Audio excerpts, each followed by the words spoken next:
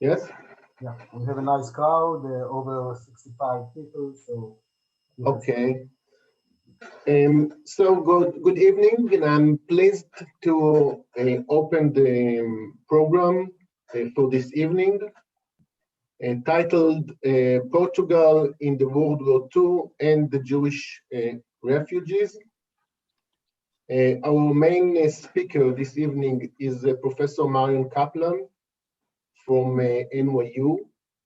Her lecture will be followed by comments of Dr. Cláudia Ninhos from the Lusofona University. She is our respondent for this evening. So we will begin with a short introduction from, by the way, my name is Roni Stauber, and I'm from the Department of Jewish Studies, Jewish History in the Tel Aviv University. And we will begin with a short introduction of Professor Raanan Rein and the Portuguese ambassador, Mr. Jorge Cabral, Mr. Jorge Cabral.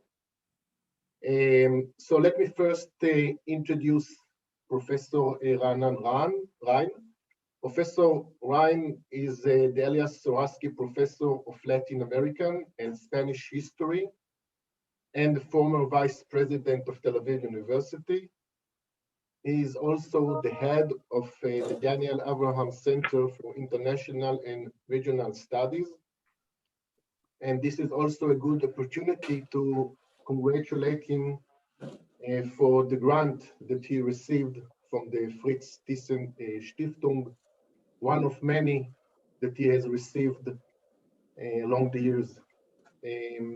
So Professor Raanan Rein, please. Thank you very much, Roni, for this kind introduction. It is a great pleasure to greet you all, to welcome you all to this event. We are very fortunate to have here with us both leading scholars as well as the Portuguese ambassador to Tel Aviv.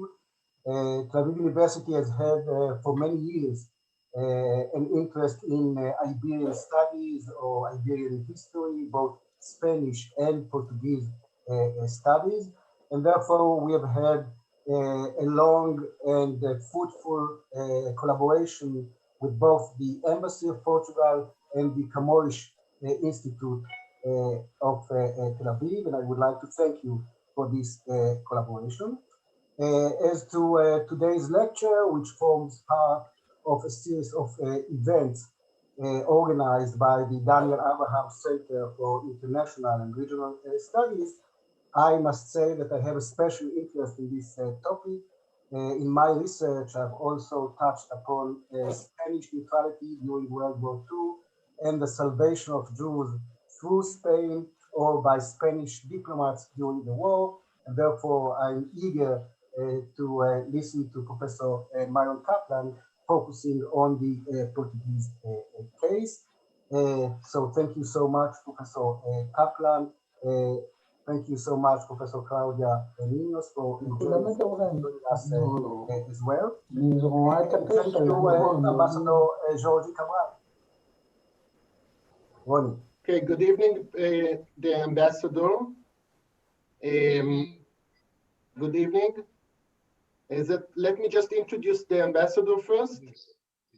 The ambassador Cabral, the ambassador of Portugal, and before his nomination as the ambassador to Israel, he served his country as ambassador to the Republic of Turkey, and before that he was the ambassador of our good friend, the Islamic Republic of Iran. So please, Mr. Ambassador. So much. It is also important to mention that I served in Brazil in the last 4 years, apart from other destinations. Thank you so much. First of all, I would like to say that I'm very honored and pleased to be part of this launching of this initiative. you know that it was already mentioned that this happens with the corporate in the framework of. Can you hear me? It's clear my voice or not? You need to raise a little bit your voice, please. Yes. Okay. I was mentioning that this happens in the framework with our participation and the participation of Instituto Camões, which is the Portuguese Cultural and Language Institute, in the framework of an agreement that we signed with the University of Tel Aviv a couple of years ago. As it was mentioned before, since I'm a newcomer in Israel, I still have no time to visit the university, not even to get acquainted with the campus of the university, but hopefully I will do it soon, very soon. And I will always expect that in the near future we can further expand and deepen our cooperation in the framework of these agreements. This is already a demonstration of one of the events that we can launch together. I would also like to mention that the thematic that will be discussed today is no doubt a very rich one, although for sure full of complexities. But the decision, in my opinion, to leave the presentations and the moderation of the discussion or the debate in the hands of the scholars is a very wise and sensible one, I believe, because it is always important to see things in a historical and social perspective. We also know, and I'm sure that it will be mentioned, that some important work was involvement of Portuguese diplomats were decisive and very important to allow the entrance of many Jewish refugees in Portugal, even if it's on this way to other destinations. But it's important to mention that. It is also important to mention, I think that is fair to mention it, that apart from darker periods in history, all in all, Portugal has a long-standing tradition of welcoming people of other cultures and origins, and for many years and centuries this was the case also regarding the Jewish people.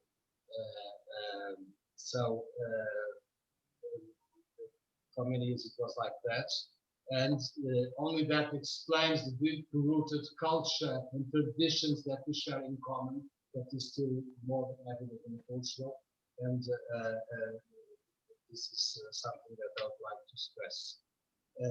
Finally, I think that, because I don't want to be too long, and it's important to leave the opportunity for the presentations to take place, I would like to mention that last year Portugal launched a program which is named Never Forget Project.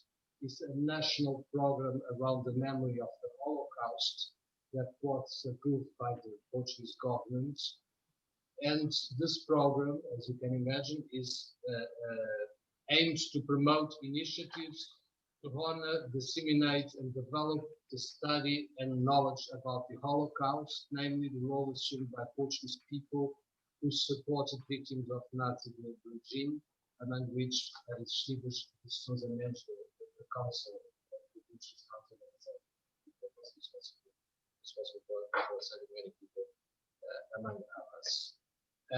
It is also important to mention that besides in the framework of the above mentioned program, we already have ongoing research and investigation projects running in the Portuguese universities, financed with public funds or by public funds.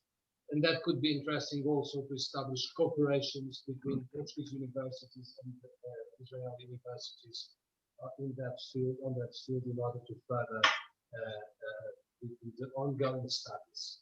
So I hope this, I'm sure this is very nice discussions, and looking forward to Thank you very much, Mr. Ambassador. And ladies and gentlemen, we'll open now our program. And the topic that we are discussing this evening, the Jewish refugees in Portugal during the war and the Holocaust, is actually part of a larger issue in the study of Holocaust and the policy of the neutral countries towards the Jewish tragedy and the plea of the Jews to find a safe haven in the neutral countries. And this question, which we all try to study, those who are study the Holocaust and are involving in a research of the Holocaust, and dealing, as Raanan mentioned, the question of refugees in the Iberian Peninsula. So this question is particularly interested when we're dealing with the authoritarian regime of Salazar in Portugal. And I'm sure that there are very important questions regarding to realpolitik on the one hand, ideology, question of humanitarian policy. So I'm sure that Professor, that in our discussions, we'll discuss all this topic. And I'm sure that we'll have a very interesting discussion. Okay, so let me first introduce Professor Marion Kaplan, our main speaker this evening. And Professor Kaplan is the Skirball Professor of Modern Jewish History at NYU. She is a 3-time National Jewish Book Award winner for the books The Making of a Jewish Middle Class, Women, Family, and Identity in the Imperial Germany, and Between Dignity and Despair, Jewish Life in Nazi Germany, and Gender and Jewish History. She wrote other very important studies, and her latest book, which is at the center of our meeting this evening, is Hitler's Jewish Refugees, Hope and Anxiety in Portugal, 1940-1945, which was published by the Yale University Press in January 2020. Please, Professor Kaplan. Thank you very much, and thank you all for the invitation. So I'll start with how did I come to this topic in the first place. I've been writing about the history of German Jews for many years, so that's not new. What was new is the refugee crisis that has had global resonance for all of us in the last several decades. Today, there are 80 million displaced people and 26 million refugees, defined as people forced to leave their countries because of persecution, war, or violence. I'm the daughter of German Jewish refugees myself, and I began to think about those mostly German and Austrian Jews who had struggled and managed to get out, but not to their final destination. I first wrote a book about Jewish refugees in the small settlement of Sosua in the Dominican Republic. And then I started wondering, since so many Sosuan Jews had transmigrated from Portugal, how did they get there? What did they do there? Most importantly, how did Jews react emotionally to the sights they encountered during their frightening odysseys and their fearful wait in an oddly peaceful purgatory? This is an emotional history of Jewish refugees biding their time in Portugal. It may offer us a glimpse into their feelings then, and also into feelings that many refugees on the streets of Paris, in cafes in Berlin, or under tents in Jordan may share today, no matter how widely divergent their original circumstances. So to begin, In the opening scene of Casablanca, you see the slide, released in 1942 and one of the 5 most popular American films ever, the camera zooms in on a map of Casablanca in relation to Portugal. We learn that the refugees in Casablanca wait and wait and wait for visas to get to Lisbon, quote, the great embarkation point for the freedom of the Americas. At the end of the film, its heroes fly off to Lisbon. Most Jewish refugees, however, reach Lisbon via far more torturous paths, fleeing their homelands and then winding through France and Spain and Portugal and arriving destitute and forlorn. First, let's look at 1933 to 1939. Before World War II, about 1/3 of German Jews fled Germany. Many of those seeking asylum from the Nazis went to neighboring countries, especially France and Holland. Even after the brutality of the Austrian annexation in 1938, very few Jewish refugees from Germany or Austria headed toward Portugal, a poor agricultural country under another dictatorship. After the shocking violence toward Jews during the 1938 November pogrom, also known as Kristallnacht, German and Austrian Jews urgently tried to flee. However, immigration restrictions in foreign countries stymied many. One refugee wrote, quote, every door and portal is firmly locked and bolted, and so is every heart. That same fateful year, Portugal began to issue only 30-day tourist visas to persons who could document that they already had visas and ship tickets to overseas destinations. Many refugees didn't have these papers or money. Still, they came, legally or illegally. Mass flight began with the fall of France in spring 1940.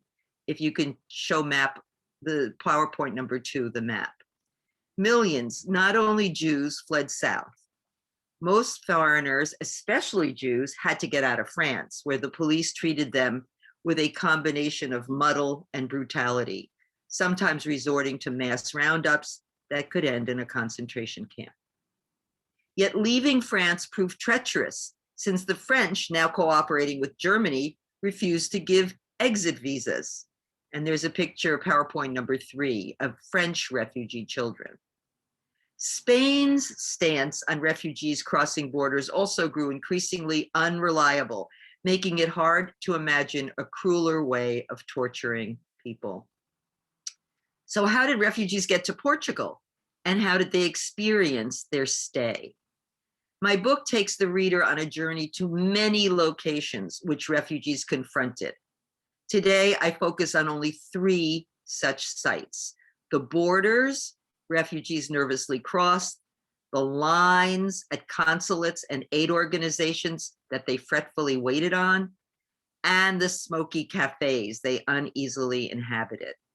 These sites triggered emotional reactions, sometimes feelings of anguish, other times relief, often both. Refugees with or without proper papers faced borders. That's PowerPoint 4. 4 borders with angst and expectation. This is a photo of 2 guard posts between France and Spain. There were 4 borders: France, the French border, the Spanish border, the Portuguese border. They had to show their papers at each of those borders if they had them. Would guards let them through or turn them back? Were their documents sufficient, whether legitimate or forged? At each crossing, anxieties skyrocketed. Quote, borders meant danger. Something could go wrong. Perhaps one didn't have all the papers. Or forged papers could be challenged. German Jew Hans Saal fretfully crossed the border with his, quote, brand new Danish passport, made by, quote, one of the best craftsmen in the field. Many refugees faced harsh scrutiny by German patrols, and that's slide 5, at the French-Spanish borders, including being forced to strip completely. Some refugees made the desperate decision to flee France without any papers at all, avoiding all border guards. Leah Lazego, for example, with 2 children and a 3-month-old infant, climbed the Pyrenees on foot in 1943. Portugal demonstrated generosity at first, admitting tens of thousands of transmigrants. By July 1940, Lisbon had emerged as the best way station for Jews to escape Europe, for North or South America. Between 40,000 and 100,000 people reached Portugal in the years 1940-41, among whom about 90% were Jewish. Most ended up in Lisbon, the capital and a lively port city of about 600,000, where the majority of Portugal's about 2,000 Jews lived. Portuguese government reluctance and the dizzying visa procedures notwithstanding, Lisbon soon became, quote, the refugee capital of Western Europe.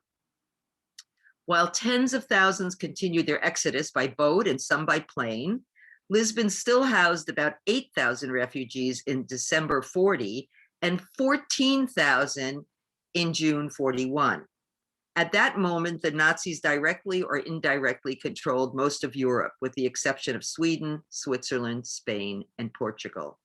A few weeks later, 3.9 million Nazi troops invaded the Soviet Union. And in November 1942, a new influx of Jewish refugees appeared in Portugal as Germany invaded Vichy France. So let's take a brief look at Portuguese citizens' reactions. Upon successfully arriving in Portugal, refugees had positive experiences with individual Portuguese and remained forever grateful for their kindness.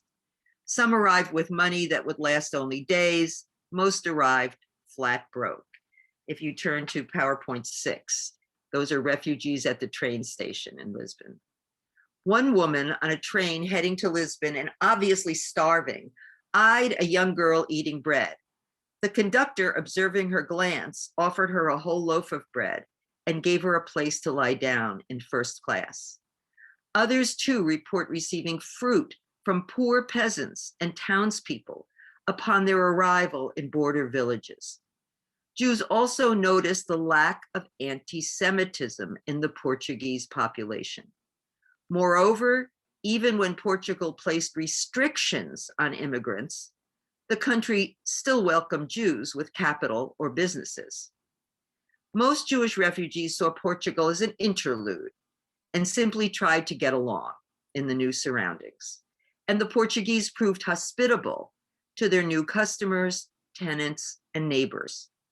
Unlike the generosity and friendliness of Portuguese individuals, however, the government and its dictator, Antonio de Oliveira Salazar, that's PowerPoint 7, who ruled from 32 until 68, welcomed mostly wealthy refugees. Poor refugees had to move on. Salazar and his minions stressed their neutrality during the war, yet the warring sides both eyed Portuguese tungsten, German word is Wolfram, necessary for military production. Furthermore, Portugal's Azores provided a source of tension. Both the Allies and the Germans hoped to use these islands located in the North Atlantic for air and naval operations. Ultimately, and late, Portugal tipped toward the Allies. Strategic and economic issues certainly influenced Portuguese hesitations regarding the sound. She's talking. But some Portuguese leaders also thought that the small country could not absorb huge numbers of immigrants, seeing themselves as a land of emigration, not immigration, losing about 50,000 people a year due to the poor economy.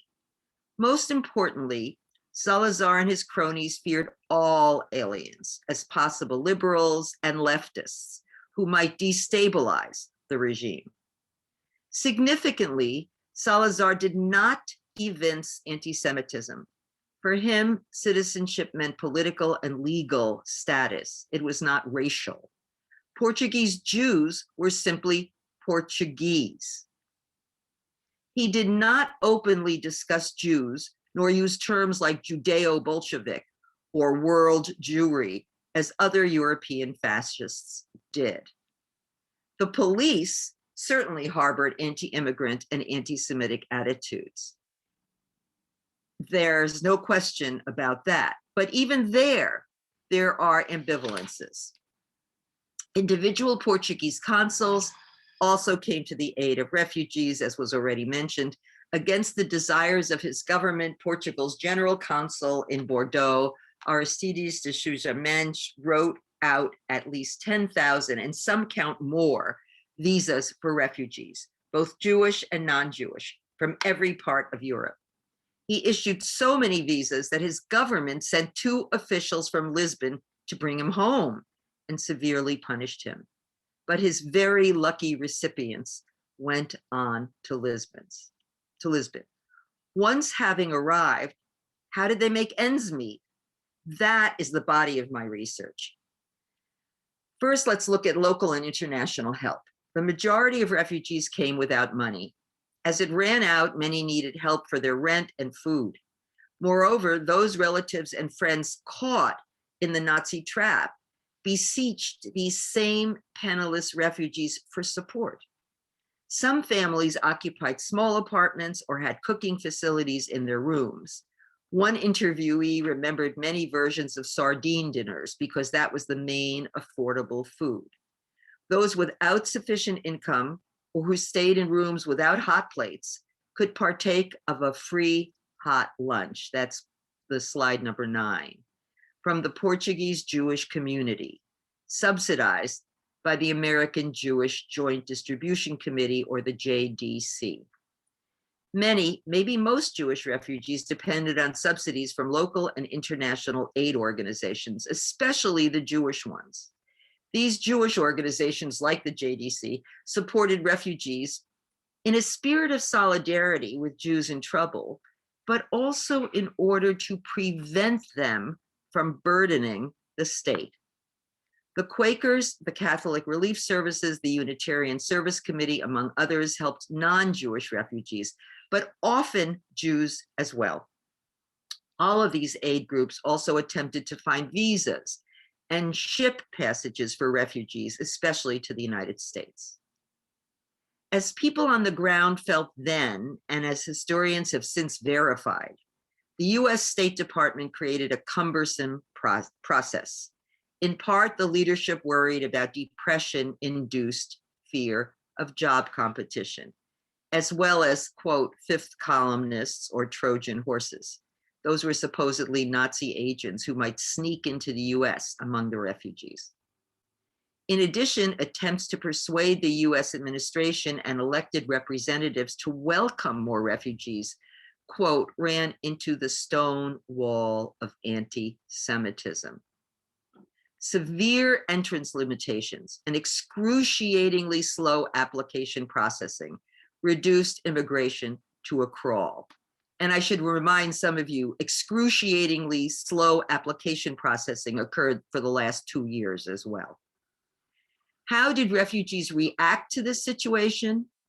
The simple answer, they stood on lines, and more lines. Forced to engage in a paper chase, refugees spent anxious moments on lines at the post office, at aid groups, and at consulates.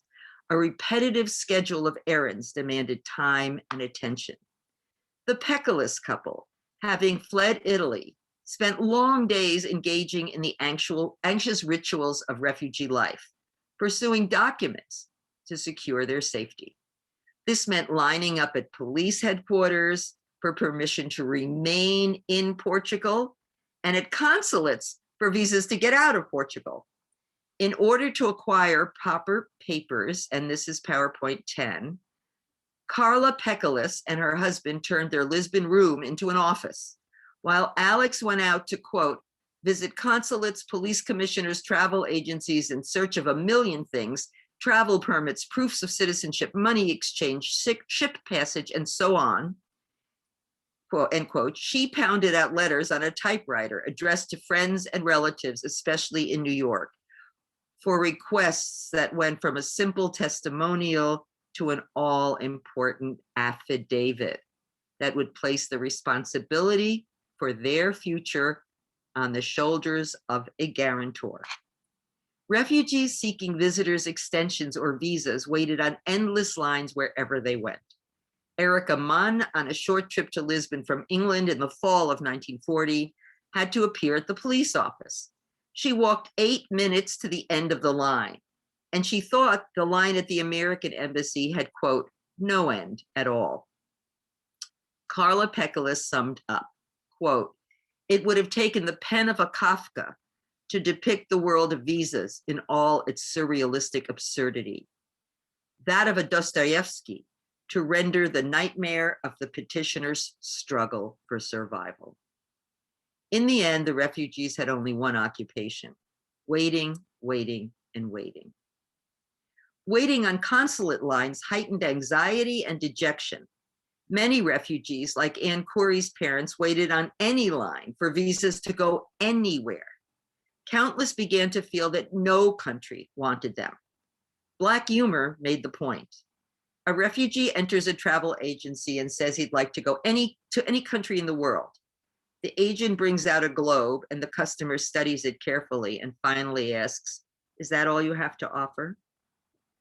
Besides lining up for police and consuls, most refugees waited at aid agencies. Daily interactions with these organizations provided relief and exasperation. The refugees themselves understood that American Jewish organizations offered a lifeline. Hans Zahl wrote that they paid their hotel or boarding house, the food they ate, the doctors they needed, and, quote, the pills for anxiety and sleeplessness. Gratefulness, however, clashed with frustration, similar to the resentment that often complicate relations between social welfare organizations and recipients. Refugees had suffered drastic economic and social decline. Hannah Arendt saw parables of increasing self-loss.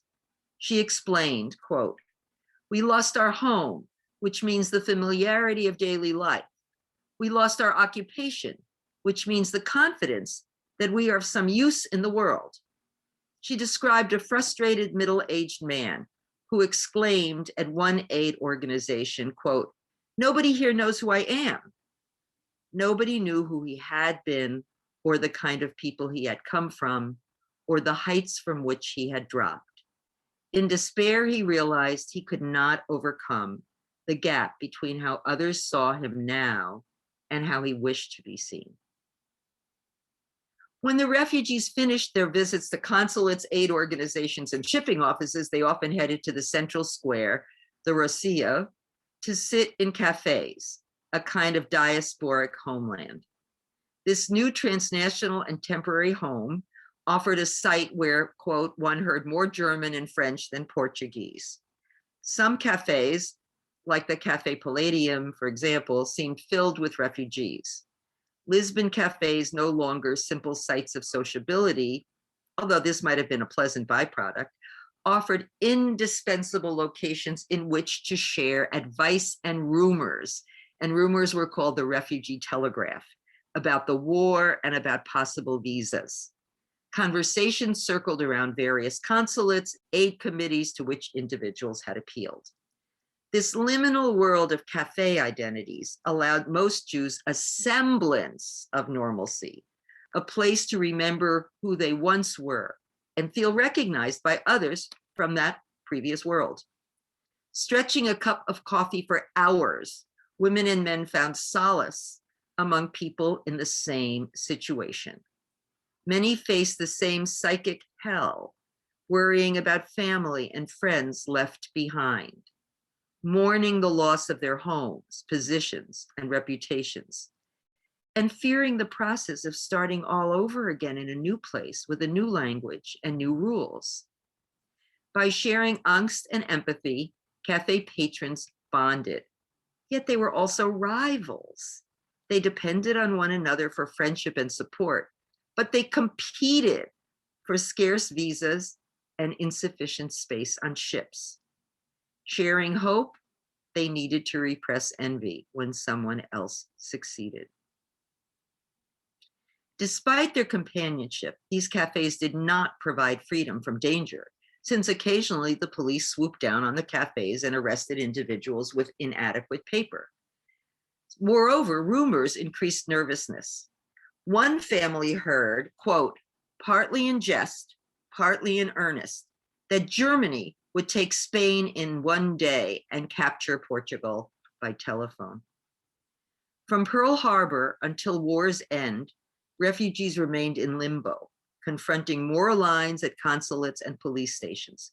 Visas ran out. Many faced quasi-incarceration in small villages, locations that the Portuguese government called fixed residences. One social worker observed that the refugees lived in a hiatus, rather like a patient with an unknown disease who waits anxiously for an unknowable diagnosis. Arthur Koestler, as usual, put it more dramatically, quote, they were all escaping from the past and striving for some safe shore of the future. The present in which they lived was a no man's land between the two. Those refugees, lucky enough to jump the myriad hurdles between their country of origin and the Portuguese coastline, had suffered physical and mental anguish. En route to Portugal and penniless, many searched for food, for shelter, and for visas. They crossed terrifying borders, lined up at consulates for increasingly unattainable visas, and at aid organizations for support that most of these formerly middle-class people had never required. And they sat in cafes, those meeting places of refugees from all over the world, exchanging rumors, vying for visas, and consoling each other. Ambivalently and ambiguously, Portugal, a poor country whose dictatorial government feared foreigners and leftists, offered a relatively safe haven to refugees. Its rich and poor extended solace and support and left strong positive impressions with the Jewish sojourners. Lisbon emerged as a symbol of temporality and transition, and Portugal ultimately saved the lives of tens of thousands of Jews who managed to get there. Despite vast contrasts in time, place, religion, ethnicity, and regimes, refugee groups share similarities, especially their feelings about being forced to flee home and loved ones while waiting for the world to react. No one flees home unless they have to.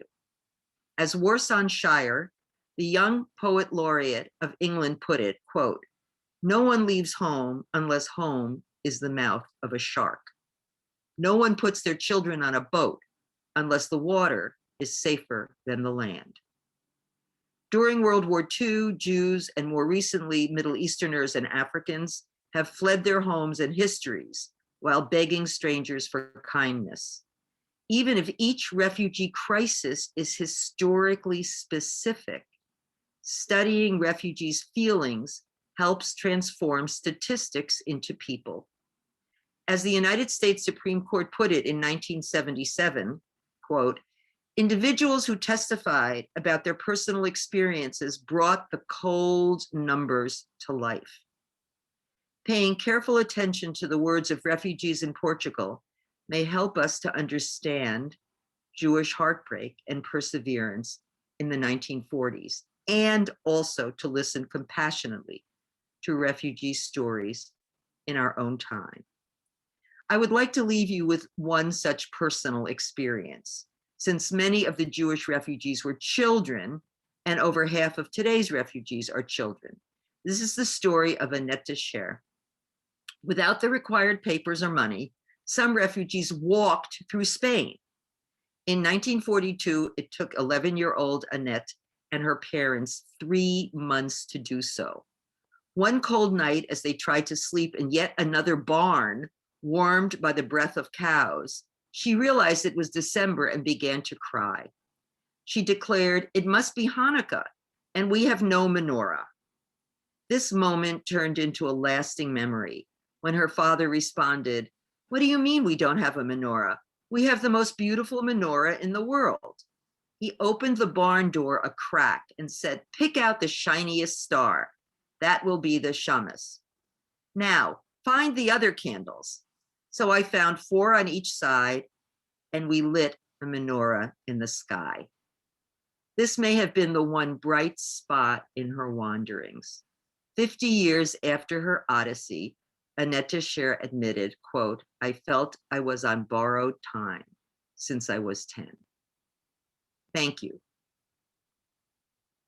Thank you very much, Professor Kaplan, for this fascinating lecture, which really sheds light on the daily life of refugees in Portugal, which is usually not in the center of the study of the Holocaust. Most of us we read and know about the life, or try to know about the life of Jews in the occupied territories, in ghettos, in camps, and we don't know enough about the stories of refugees, of Jewish refugees. And we can see that the safe haven for Jews also create so many problems for Jewish refugees, and giving us the stories of individuals who came to Portugal is really very important for understanding the situation, the difficult situation of refugees in Portugal. So this is undoubtedly a very important contribution to the study of the Holocaust. Thank you very much. So now we'll go on to our respondent, which is Cláudia Ninhos. Cláudia has a junior research position at the Institute of Contemporary History, a research unit of the Nova Faculty of Social Science and Humanities, and teaches contemporary history at the Lusofona University. And she's currently working on an individual project focused on the Portuguese press coverage of the Holocaust, and coordinates the international research project, Portuguese and Spanish Forced Labors under National Socialism, History, Memory, and Citizenship. She co-authored the book Salazar, Portugal, and the Holocaust. So please, Cláudia. So thank you. Good evening.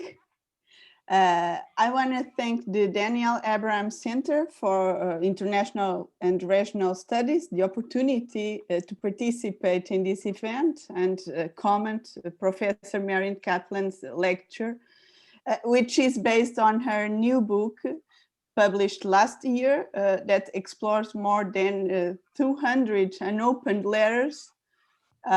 It's an emotional history of Jewish refugees, as she wrote, and intimate history of their experiences that enables us to understand, to better understand how they felt and experienced that terrible period. I think that Marion changed the usual focus of analysis away from the Salazarist cross-border policies to a daily life history of the refugees. And this is an important epistemological change. I would like to start my commentary on the book and on the lecture by drawing your attention to the memory and the historiography of this topic. Portugal became a member of the International Holocaust Remembrance Alliance in 2019, and in June last year, the National Council of Ministers approved a resolution that stipulates fostering research into the Holocaust and support for documenting the materials in Portuguese archives, as Ambassador Jorge Cabral has already mentioned. However, the Holocaust was absent from the Portuguese collective memory for decades. And as you know, Portugal was a wartime neutral country, a small country far from the battlegrounds of the war. There was no genocide of Jews in Portuguese territory, which was never occupied by the Nazis. Holocaust studies is one of the areas that has developed most in the last 30 years or more. Research units, departments, postgraduate courses dedicated to Holocaust education and research have appeared. But Portugal, meanwhile, has remained apart from this development and outside international networks. For decades, the Holocaust was not taught in Portuguese schools or universities. The first academic thesis that studied Portugal's position towards the war dates from the late 80s. Since then, several studies have appeared that deal with the reception of gold looted by the Nazis and, of course, the Portuguese state's position towards the refugees. Research has also addressed the role of Jewish organizations that provided assistance to refugees and how the Portuguese government gradually came to know about the Holocaust. The public debate about the role of Portugal in World War II and, of course, the assessment of responsibility and complicity with Nazi Germany in relation to the receipt of Nazi gold had to wait until 1999. So to sum up, the debate on the room of maneuver of the Portuguese regime had to wait several decades. And the idea of a neutral country far from the war and far from the horror scenes of the conflict, rooted in the Portuguese society and contributed to perpetuate the idea that we had nothing to do with it. Besides, Portugal was a transit country and not a country of exile, and only a few refugees resettled there. The majority entered the country and left quickly, and of course took their memories, their diaries with them. Actually, even today, the question, what does the Holocaust or what does the war have to do with us is a frequent question that arises. Why? Neutrality seems the obvious answer, but we should also look at the Portuguese political context. Of course, that the new state has buried the memory of collaborating neutrality with the belligerents, especially with Nazi Germany. Also, with regard to the refugees, the regime, Salazar presented a revisionist version that completely distorts the official position. We now know that the Portuguese policy towards the refugees was a policy of closed doors, and that the regime tried to limit the entry to all those who had been persecuted by Nazi Germany and thought to escape from wartime Europe through Portugal, as Marion has already mentioned. Although the country had a potential for salvation, as Avraham Milgram put it, The different circulars issued by the Ministry of Foreign Affairs and sent to the Portuguese consulates had an objective, which was to prevent the entry of refugees in Portugal. At this time, actually from 1936, Salazar was Ministry of War and Ministry of Foreign Affairs, concentrating in his hands two important ministries. The new state, the Estado Novo, built a national image, self-image of a rescuer country, which remained untouched for decades and was reproduced in the regime's school textbooks. Of course, we should keep in mind that the new state was a dictatorship, and therefore the schools and universities were under the strict control of the regime. If we confront Salazar's statements with the contents of the regime's school books, we find that the official narrative was widely disseminated and that these ideas have become myths.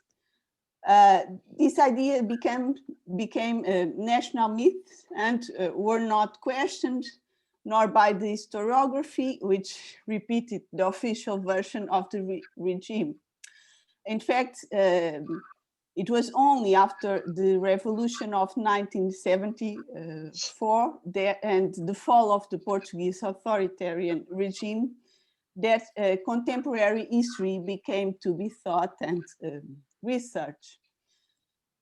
Today, the historiography is traversed by polemic debate over the presence or absence of anti-Semitism in Portuguese society. As Marion highlighted, we don't find any evidence of anti-Semitism in Salazar's discourses, but we find it in the correspondence of the political police and the Ministry of Foreign Affairs. The comparative dimension with other neutral countries, for example, has only been approached in a collective book published by a group of historians a few years ago, and also published last year. The book edits by Avram Milgram and Leonardo Senkman placed the focus on Ibero-American civil society through incorporating aspects such as the intellectual history, cultural studies, public opinion. And it's interesting that this book and Marion's book have been published last year. So Marion based her book on the unpublished letters of refugees that passed through Portugal. Their individual paths, some managed to get Portugal legally or others illegally, without papers, without visas. She explores also their feelings, their expectations, anxieties, insecurities, losses. So all these questions are addressed in her book. Portugal was not an attractive country in which to seek refuge for economic, social, and political reasons. And besides, the authorities tried to avoid that Portugal become a country of refuge. Marion's lectures set forth how the Nazi persecution, its evolution, determined the influx of refugees, as well as the increasing difficulties imposed by the new state. The official policy in regard to the refugees was determined by domestic issues and also by geopolitical issues, namely the difficult balance of the neutrality, especially during the spring, summer of 1940, when the Nazis invaded France and get to the Pyrenees. Another important aspect of this topic that Marion mentioned is Aristides de Sousa Mendes. Today, it's a well-known and studied episode, but the memory of the rescued action by Aristides Sousa Mendes was buried and forgotten in the archives of the Ministry of Foreign Affairs. Under the pressure of the daily arrival of thousands of desperate people fleeing from the horrors of the war, after the invasion of Western Europe by the Wehrmacht, he decided not to follow the orders received from Lisbon. Despite the considerable difficulties imposed by the Portuguese regime, Aristides proved that it was possible to stand up, but of course the consequences were harsh.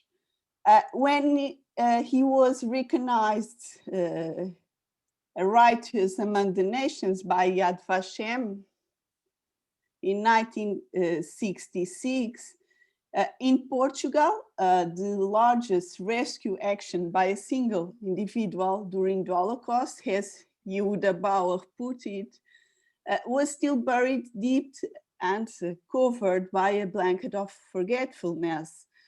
The journey to rehabilitation and recognition was long and full of obstacles.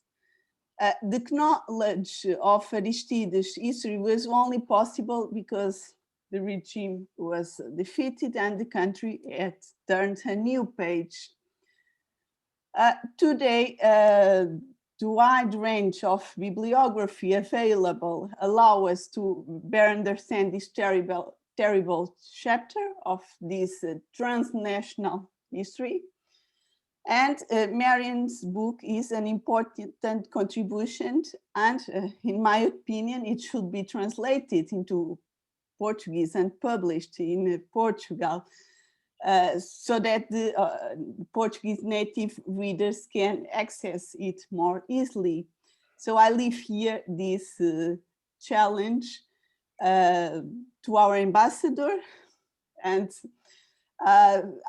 thank you, Marion, for writing this wonderful book, and thank you for the organizers. Thank you very much, Cláudia, and thank you for raising this important aspect of memory and the questions of myth and reality, which we now play such an important role, not only in Portugal, but in other countries as well. And today, particularly in Eastern Europe, we have so many difficult questions and issues regarding Poland and other countries. Of course, one cannot compare between Portugal, but the question always of memory, fascinated question, and the story that one tried to build, and the comparison between this and the reality is really a fascinating issue. I would like to say to Professor Kaplan, I don't know if you read all the comments that we receive, the chats. I can't read and listen at the same time. Okay, so you probably you'll get it later, but I can tell you that there are so many people who thank you for your wonderful book, and thank you. Yes, and they tell us, and they tell you, some of them, that they are daughter and son of refugees who came to Portugal. And so they are so really happy, and they appreciate your book and your wonderful book and all these stories about the refugees, because these are probably the story of their parents. So I thank you also in their name. And now let us open the floor If there are questions for Professor Kaplan, for Cláudia, Dr. Ninhos, so we'll be happy to have your questions and try to answer to as much as we can. Can I just comment for a minute? Yes, sure. First of all, thank you, Cláudia. I've always wanted to meet you, so this is the way we meet. Maybe one day we'll meet in Portugal. I wanted to mention two things. The first is the issue of periphery.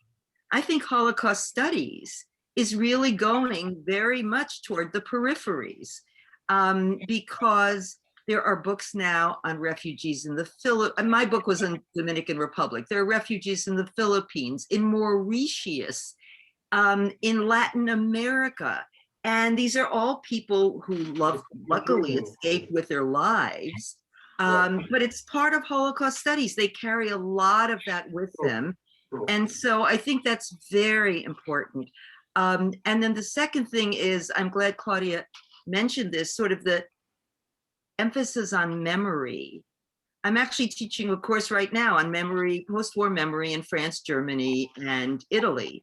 And these memories flow up and down in Germany. I mean, Portugal, no surprise if they were not directly involved, you know, in Germany, they flow up and down. So to some extent, you see that in, I mean, Jacques Chirac apologized for French involvement in 1995. So we're talking about, you know, that, don't even mention the United States in terms of slavery and Jim Crow and lynchings. So to that extent, memory is so contentious. Memory is so present. And I think that's really, really interesting as well. That's all I wanted to say. I'd love to hear questions and comments. Thank you very much. Okay, so we'll open the floor now.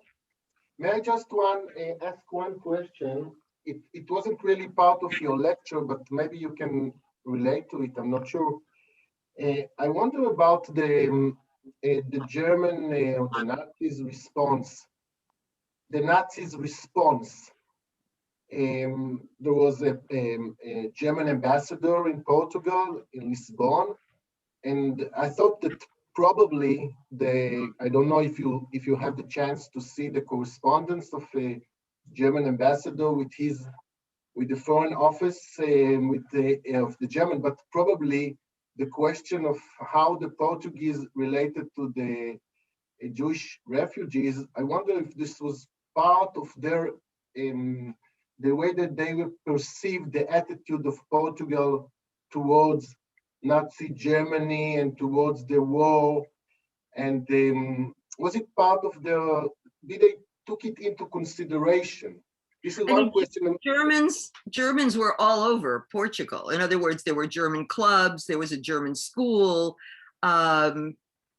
there were German newspapers. Refugees report on storefronts that have both Allied newspapers and German newspapers. They were doing, I would call it a diplomatic dance. I think Cláudia made that point. They were trying to be careful on both sides. I have not read the German ambassador's, correspondence because I was really interested much more in the refugees. The Portuguese context that was most important for me was Portuguese people and how they interacted. And I really have to underline this. These are poor people, peasants at the border who bring fruit and soup and water, and they're not even wearing shoes, some of those people, and they don't take money. And that's also interesting. And also middle-class people. I have so many stories of this that it just piles up. I can give you another example of a family that is bringing its baby with its car through a small village and has to stop because they only have a banana to give the baby. And people see them giving this baby a banana, which was probably inappropriate for the size of the child. And they come out with milk. I mean, people are just kind in a way that is really hard.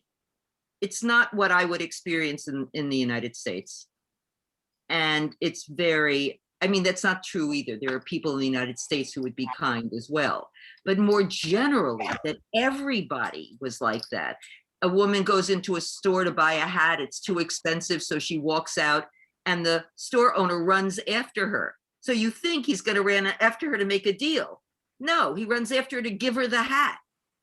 I mean, those kinds of stories over and over again make for a very positive impression.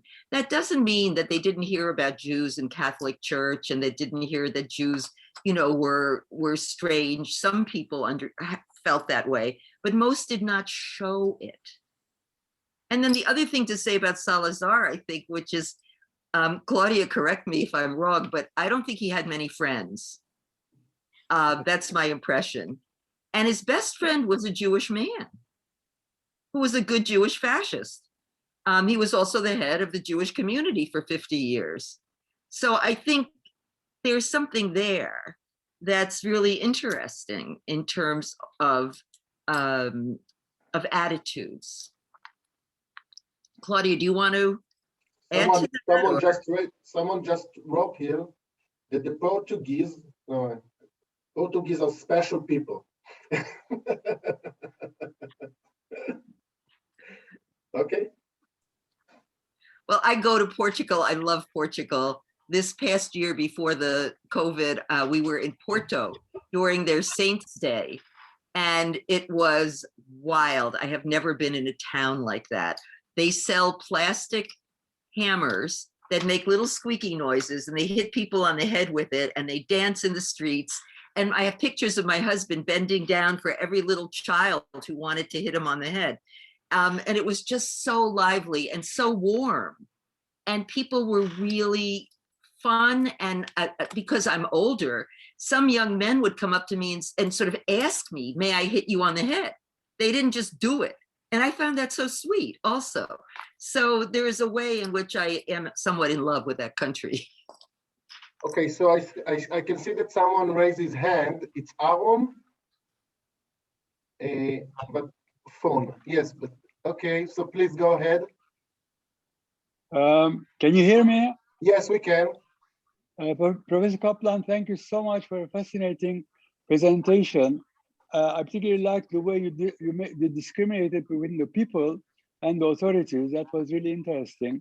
But also there was another group of people that were much more affluent, like the Guggenheims and Arthur Koestler and Max Ernst and painters, etc. Could you say something about also this group of refugees, which added a lot to the cultural development in the States that passed through Portugal, and it was because of Portugal that they found this opportunity. Thank you. I don't really have that much to say about them. They're in my book. They had money, so they were often in Estoril, which was a more fancy place. They stayed as long as they had to, but they didn't have to stay that long because many of them had connections in the United States so that they could get their visas faster. So I don't have much about them in Portugal. I was really looking at the little people. Okay. Marion. So now we have a question from Ernesto. Ernesto, please. Marion, wonderful to see you. Oh, Elhanan, hi. Hi, how are you? Great, always to learn from you. And I would like to ask you a question, perhaps an extension of your work, in the sense that I'm reading Salka Viertel's story about the German Jews, many of them coming through Portugal, like Hannah Arendt likes to mention, and Leon Feuchtwanger, and the brothers Thomas and Heinrich Mann, and Franz Werfel, and his famous wife, Alma Mahler. And when they reached California in the 40s, they were not very well received by the Americans. So perhaps it would be an interesting study how different countries, so-called liberal countries, received German Jews. Do you know the story about Salka Viertels, the beginning of Hollywood? No. When all the Jews were working at Metro and Fox and Universal and Paramounts, and they, you know, and many of them, many of the script writers were German Jews coming through Portugal.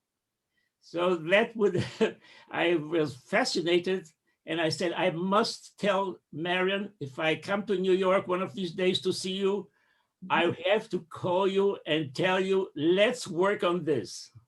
Okay, that's a new one for me.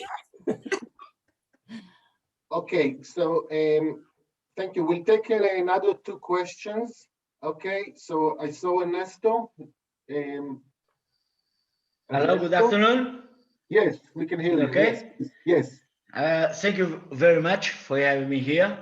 And I want to praise Marion for the very good job she made in the book, and Cláudia for the comments. I'm from the south of Portugal, from Algarve, in the city of Faro. I want to mention that the doctor of Salazar, that was the dictator of Portugal, were a Jewish man. Oh, And his family was from Faro. His name was Samuel Rua. And I want to mention also that mostly of the Portuguese, you don't know, I think you don't know about it, mostly of the Portuguese have Jewish blood. The thing was, in 1492, when the Jews were expelled from Spain, mostly of them came to Portugal. Then they were expelled from Portugal in 1496. But a lot of them stay over here. And we have a thing in Portugal that is called the crypto-Jewish, that were Jewish since the 14th century. They were Jewish inside the houses, and they were Christian outside the houses. They found that Jewish people in the 20th century by a Jewish guy from Poland, Samuel Schwarz, that found the guys in the north of the country, in Belmonte, that nowadays they have a museum about it.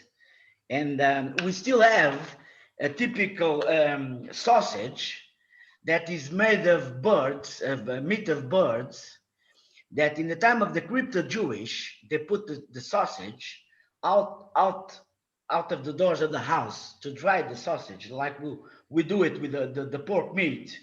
But the sausage is made of bird meat. So to tell the other guys, no, the guy is not a Jewish, this guy is a Christian guy, because he eats pork, because he's a sausage. We call it alheira.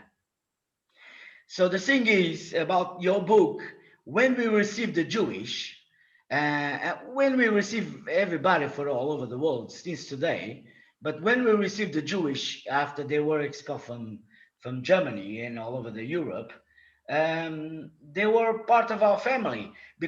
Mostly of us have Jewish blood. I give you my example. My name is Portuguese, it's Cabrita. Cabrita in English is goat. The Jewish, when they were expelled from Portugal in 1496, mostly of them changed the names for the name of birds, animals, and trees.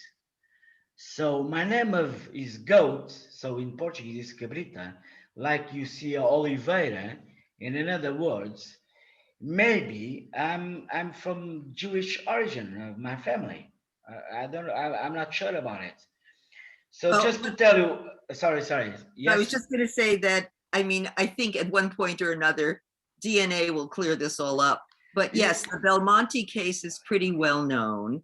And some of the students and people that Jewish refugees met in Coimbra, the university town, if I'm pronouncing it right, also said there was Jewish heritage. So there might be heritage. I don't use the word blood ever, but there might be some heritage there. Okay, please, Pedro, this will be the last question. Oh, we can't hear you. You need to open the mic. Can you hear me? Yes, now, yes, it's okay. Okay. Did you mention, I didn't read, unfortunately, I didn't read your book. However, did you cover the fact that there were 5 cities in Portugal where the refugees had to live? One of them, I spent the first 3 years of my life was in Caldas da Rainha. Then there was Ericeira, Figueira da Foz, and those were clusters of where refugees were gathered. They were completely free. They needed, however, a special permit if they wanted to leave 3 kilometers away from the place they were living. And so I don't know if you wrote about it, Yeah. but this must have been an interesting chapter. And basically, I do write about it because the Portuguese called it fixed residences. right. Lisbon got very, very crowded, and especially Caldas was pretty heavily populated with refugees who couldn't seem to get their papers together. So they were in Caldas for a while. But yes, there's a section on the fixed residences also. Okay, then I have to read your book, because I recently found out even the address of the place where my parents and myself lived. Okay. I did give a talk at the Center for Jewish History a good number of years ago when I was just starting on the project. And it was by the Sousa Mendes Foundation. They had sponsored it, and it was hundreds of people. And then at the end, Olivia Mattis, who runs that foundation, asked people to stand up if they were connected to refugees who had been through Portugal, or who themselves, like you, had been born in Portugal. And like 75 people got up. It was amazing. And now we have more people here writing in the comments. And at the time, I remember running after some of those people so I could interview them and get their addresses and talk to them. So yeah, this is, it's a very nice thing that people are coming here to listen to the story too. And that they're being recognized. In other words, this has been a pretty hidden history for a while in the United States. I mean, Avraham Milgram wrote it in Israel, and Cláudia and Irene Pimentel have written a lot on this topic for Portugal, but not that much in English. There's stuff in English, and Milgram is in English too, but not so much on the refugees themselves as on the diplomacy and, you know, all things like that. Okay, thank you very much, Marion and Cláudia, for this really fascinating and really with a good spirit of this evening. And rarely we are leaving meetings on the Holocaust with a good feeling, which we are living today, this meeting. And we need this strength when we are facing the world and all these atrocities that are still going on, to know that there are good people and that people that are ready to assist refugees. And I mean, this gives us, I think, strength when we read all these stories about atrocities, about the fate of the terrible fate of Jews and other people around the world. So thank you very much, and hope to see you all soon. Thank you all very much. And Cláudia, thank you very much. Thank you. Bye-bye, everybody. Splendid. Thank you. Bye.